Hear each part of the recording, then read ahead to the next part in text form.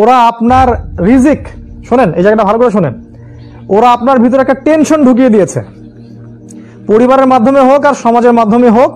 অথবা এই আপনার এই সোসাইটির মাধ্যমে হোক, রাষ্ট্রের মাধ্যমে হোক না কেন, টেনশনটা হচ্ছে যে আপনার বেকারত্ব আপনাকে দূর করতে হবে, রিজিকের পেরেশানি আপনার ভিতরে ঢুকিয়ে দিয়েছে। প্রতিটা যুবককে জিজ্ঞাসা করেন, দেখবেন পেরেশান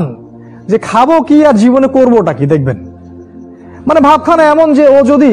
5 ওয়াক্ত নামাজ পড়ে, কোরআন তেলাওয়াত করে, রোজা রাখে, আল্লাহর হুকুম সব মেনে চলে,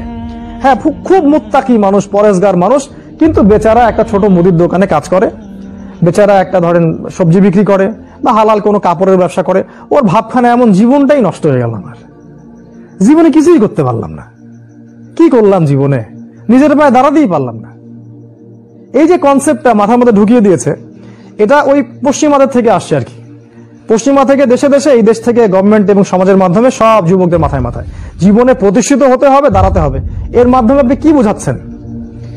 ওই ছেলেটা তো আল্লাহর কাছে অনেক বেশি পছন্দের, যে আল্লাহ পাকের সব হুকুম আহকাম মেনে চলে এবং হালাল খায়,